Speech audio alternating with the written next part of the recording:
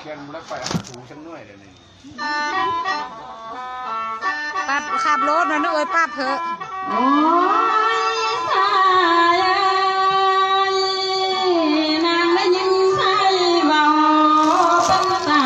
วทุกวันน้องเอาแสงขันเลยได้ว่ามาเนี่ยเป็นตากินทุกวันสินเป็นตายังทุกวันเน้นเธอได้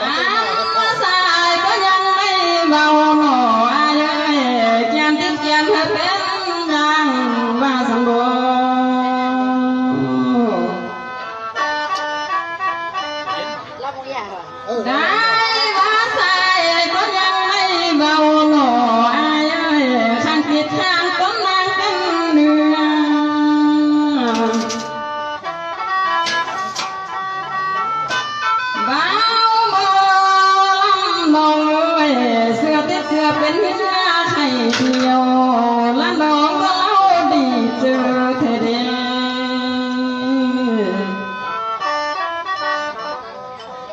เก่งว่ะดาวลำน้อยไอ้เบาแท้หรือไอ้บ้าพังไม่น้อย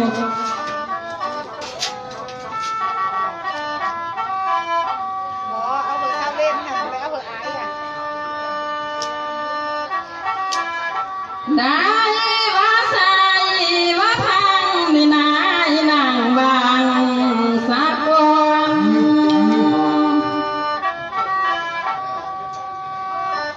ทำว่าเบาบ่ลมมาแทนหน้าละน้องที่อ้อมเจอน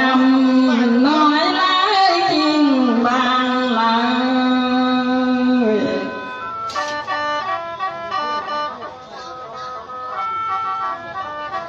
ยามไปใส่ตัวนำเฮือนำหางป่าบ่เอ่ยมาตัวหน้าเฮือนหางเขา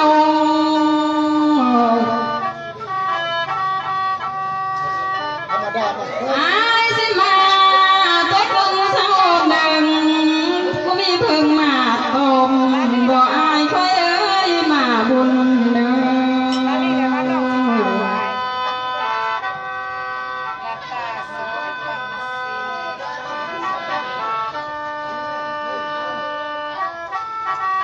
โอ้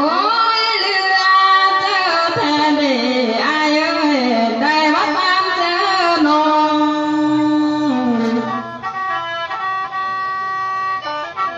อันว่าเมียดึงนั้นขอเมียนนางดีเด้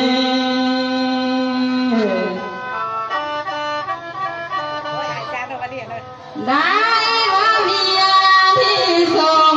ขอเมียนน้องเหนืออันว่าเมียน้องของเขาเงินเอื้อยหงคำควายแม่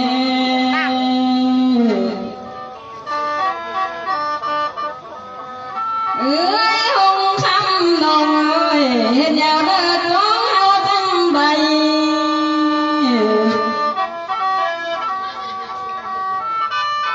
ได้ว่าเห็นผู้มามือนี้นา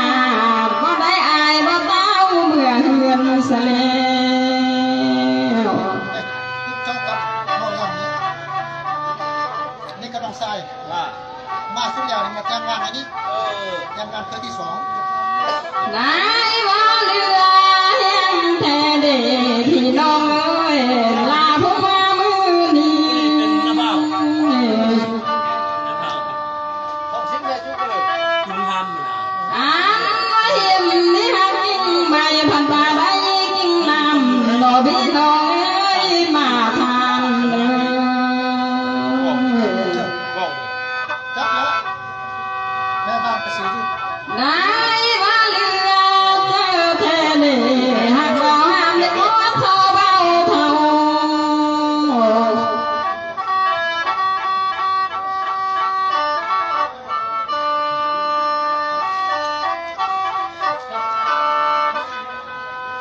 อันว่าเมานี่เอ้ยในว่าเท่าบ่เท่าลาพักถึงบีเมียเดียดเจอเด้ อันน่ะเคยเฮ็ดพาควันเฮ็ดควันซ้ำที่เรียนแกนซ้ำหนังสือแบบนี้ อันว่าเมามือนี่นาเอ้ยมักมาดองผมลาที่สมแต่กัน มีเวลาจุดไปโถอะไร ดาวบ่น้องเอ้ยคันว่าผัวเพิ่นแล้วตามแต่ความลุมดอกเมื่อยเอ้ย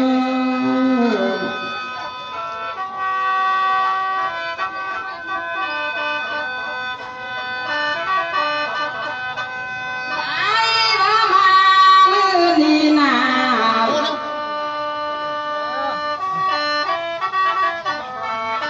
กินยศเลย อันว่าใส่เมาแผ่นาเฮออายับยันให้มาเฮียมเนื้ จะได้ยังไง อ เจอที่เสื้อปุ้มอ่ะ เกือบสี่เกือบสาม ได้ว่าใส่ว่าแผ่ยับแดมมาเข้าสู่ เขาต้องเล่นก่อนก็น่า อ๋อผู้สาวของผมเนี่ย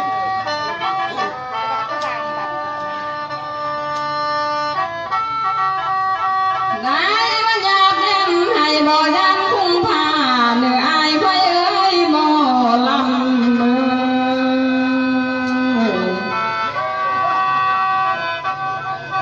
อันว่ายักษ์แดนหน้านี่นาบ่คุ้งบานเนื้อคันว่ายักษ์แดนบานบ่คุ้งเทือนคอยนวลดอกเนื้อ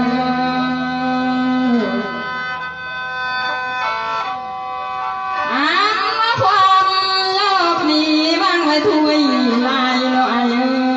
ยความเจ้าวางไว้ถ้วยน้อย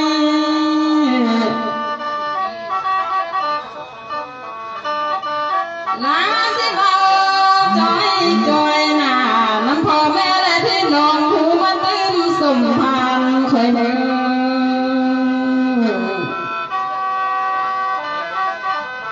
อันว่าทำที่ดึงนำเงินพอสมเพชรมาสังบอและลาพรสีมาสังบอ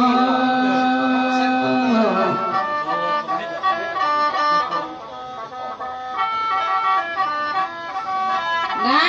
ว่ามามือนี้เอ้ยคันว่าเจ้ามาทำหน่อยจังเด้อได้ไล่เนื้อพ่อคอยเอ้ยมาบุญเอ้ยได้ว่าเงินกีบนั้นเข้ามาห้องสามเจ้าแม่เงินวันลาเข้ามาห้องก่อน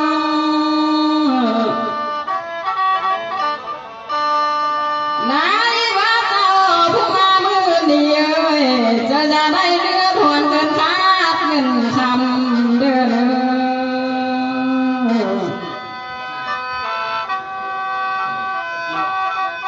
อันว่ามา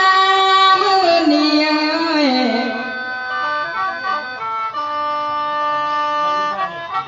ได้ว่าป่าพ้นสีก็คือดังเดียวกันป่าเอ้ย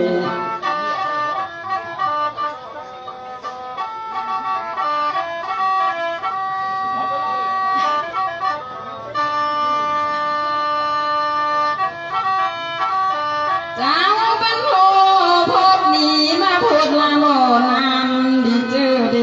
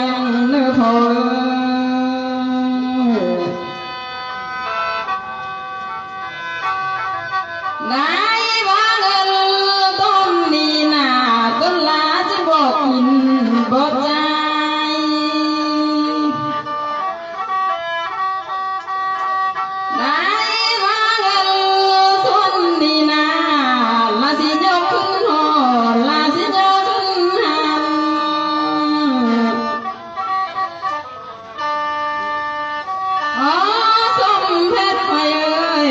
จะพูดมาถึงคำจังรู้ยืนยาวเจ้าเอ้ยจะมาถึงคืนจังไม่อยู่เผา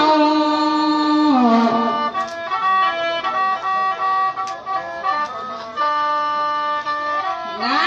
ว่ามามือนี้นาพ่อสมเพชรและป้าพรศรีนา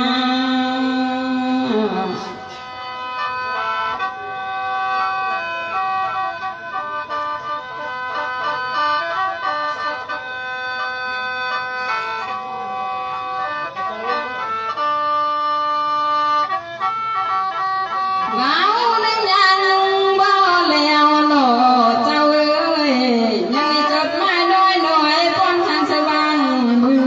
เยี่ยมเด้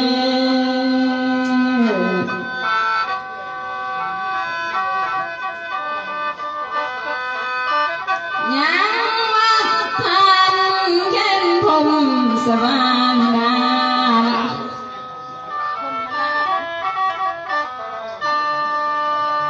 ได้ว่าท่านดึงนำหน้าซื้อแขนคมมาลานี่นาและนางพรหมนี่นา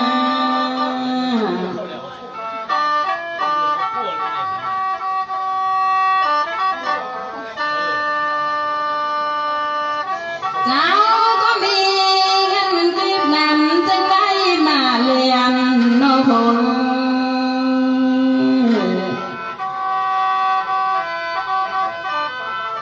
ได้ว่าเจ้าบ่มีเงินเสียนมาป้อนละเนาะคันเจ้าป้อนแล้วพังละป้อนคืน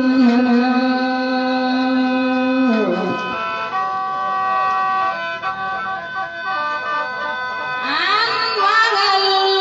มือเบื้องใส่มีแต่เงินหล่นลาพ่อแม่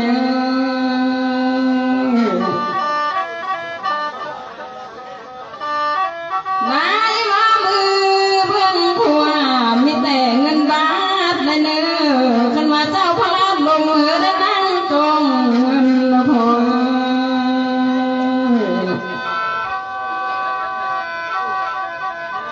ได้ว่าตีนไม่ของเจ้าหน้ามีแต่เงินจอได้เนื้อ หรือเป็นเชียงรายเป็นเชียงรายบอก อันวังจินในนั้นมีแต่เงินจ่อห้องเล่านั้นจะแต่เงินคำเจ้า